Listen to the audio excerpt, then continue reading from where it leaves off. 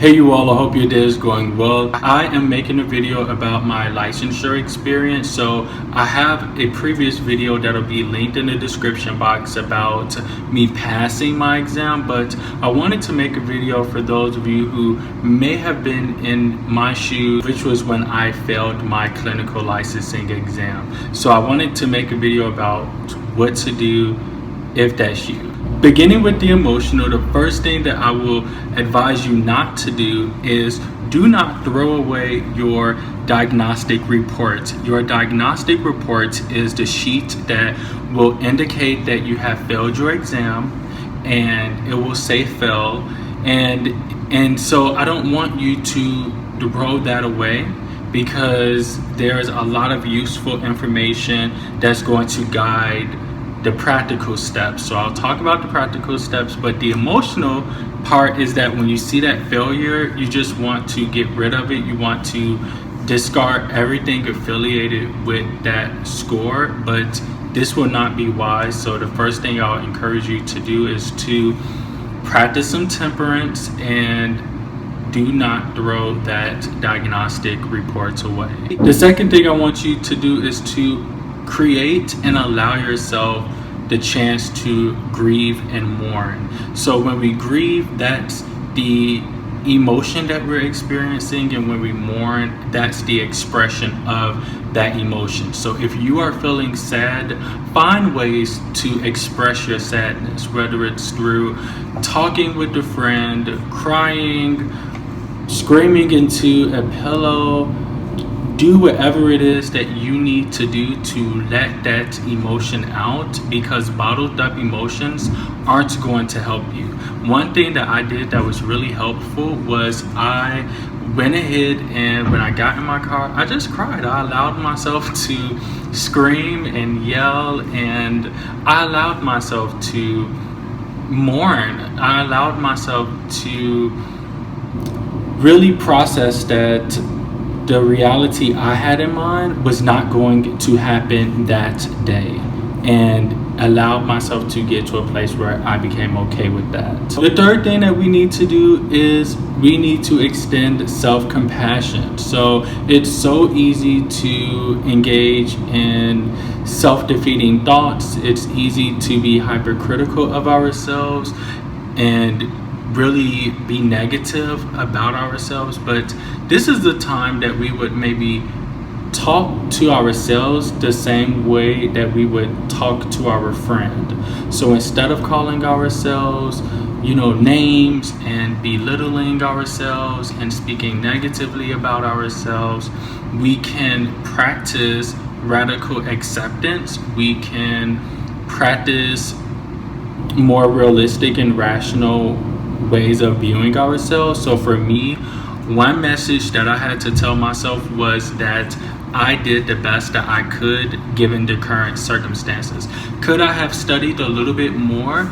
Yes, but could I have really studied more given my current circumstances? And did I study the most that I could given my current circumstances? Yes. So no, I could not study more than I did given my current circumstances, and yes, I did study all that I could given my current circumstances of work and being a father and a husband and a son and a brother, and maintaining those relationships and giving myself what I needed in that moment, packing as I was preparing to move, working as I was working evenings. So realistically, that phrase was a rational way of looking at it, of saying, hey, this is what I could do given the current circumstances. And that was something that really helped me to be okay with that result. Fourth thing we want to do is we want to encourage ourselves with positive affirmations and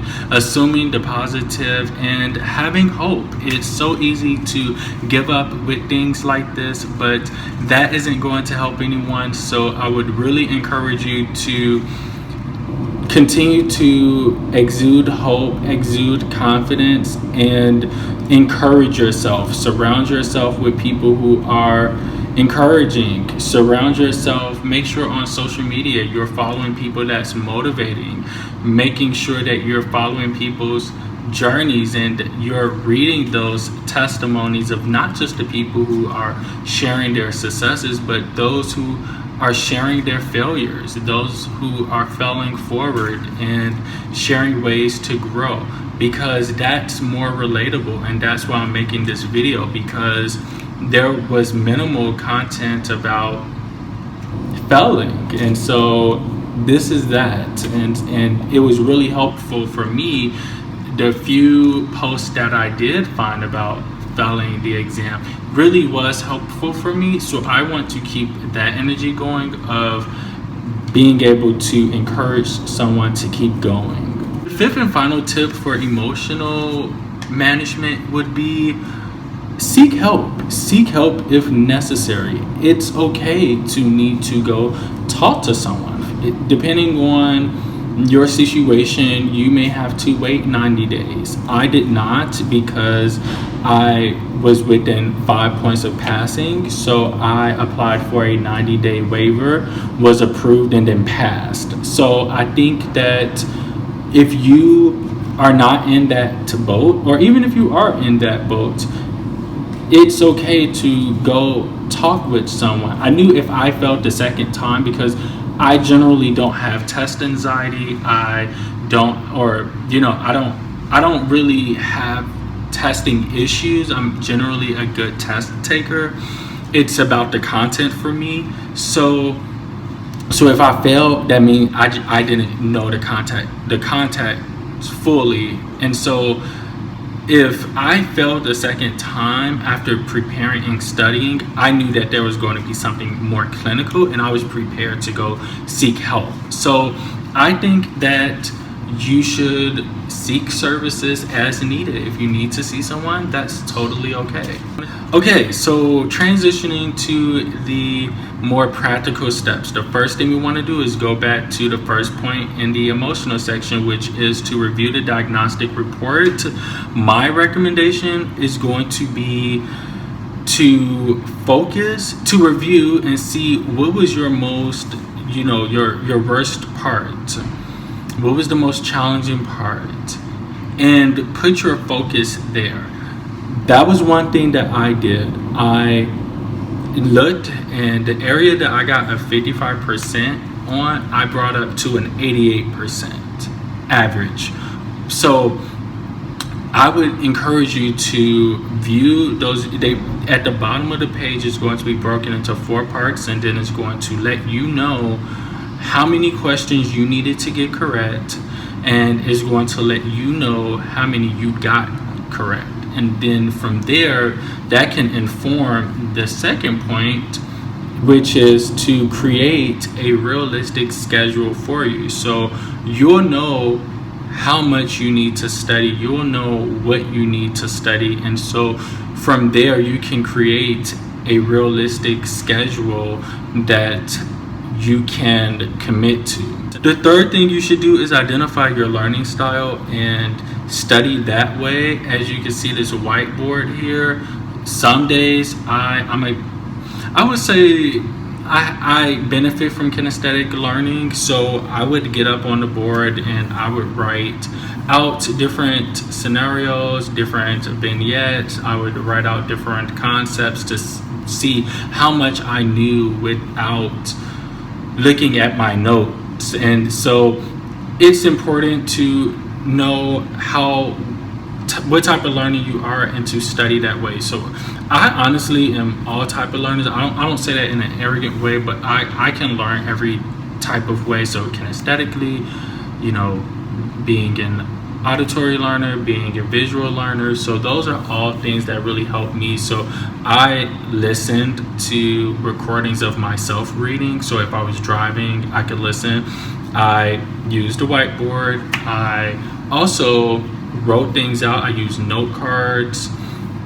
So for you need to figure out what works and go from there. From there, you want to assess your critical thinking and reasoning skills. This is really important because this is public information, but there's a lot of questions that's more like, what would you do first? you would do everything except for, what should you do last, those type of things, what's not included in the steps. So it's really important that you not only know the content, but to know how to identify what is this question asking, and making sure that you do not get lost in the vignette. So that's going to be my tip to you, is to really assess your critical thinking and reasoning skills, because I said it in my previous video, if they're off, this exam is going to be very hard for you. And it's really being able to identify, again, what it is that they're asking, everything that's in the question, not everything, but there are major components of the question that will inform your answer. So if you can identify those major components, you'll get one step closer to your answer. And then the final thing I would say is to do practice exams. Some people say that this is not an effective studying technique, but I beg to differ, because if you do not assess where your knowledge is, then you're never going to know and be able to measure your improvement. So for me, exams are effective ways to measure your improvement, to measure the gaps, and that's something you can do in the comfort of your own home. You can, I didn't do 170 question exams the second time around. I did maybe one or two, but really I focused again on the most difficult parts, the most challenging parts, the parts that I did not do well on. So the parts that I did the worst on, I went ahead and I made practice exams. Some would be single exams where I would answer, I think I had to get like 40 right on one part. So I would give myself 40 to 50 questions based on that one content. And I would do it, and then at the end I would see what I got right, what I got wrong, and I would also review why I got it right, why I got it wrong. And that really helped me. And then I would do that for the second one, and then I would mix the two. So now I'm kind of getting both of the content in. And like I said, I went up 30 points doing that, over 30 points doing that. So, and if you focus on your weakest parts, then if nothing else changes about the other parts, you're still probably in a good shape of passing. And so when you pass the second time around, your diagnostic report just shows you how many you needed to get right and how many you got right, and then that's it. It doesn't show like how many questions you got right in this part and that part. So that's all that I have for this video. This video was a little bit longer than anticipated, and as usual, I usually try to stay under 10 minutes, but I just want to thank you for taking the time to watch this video. If you like it, please give it a thumbs up and comment in the comment section below any questions that you have, and I will be more than happy to answer those questions for you. But I do want to leave you with parting words, and that is to not give up. If you know that this is what you want to do, all of the jobs that you're interested in requires a clinical license, then I'm going to encourage you to not give up, to continue moving forward, to maintain that hope, to realize that it is possible, and that your failure does not define you, that your failure does not dictate your abilities, nor does it, again, define you as a clinician or a person. And this is part of your story. This is part of your story, and you never know who your story will impact. You never know what you would gain out of going through something like this. Thank you so much for watching. You are great. So until I see you next time, be you, be great.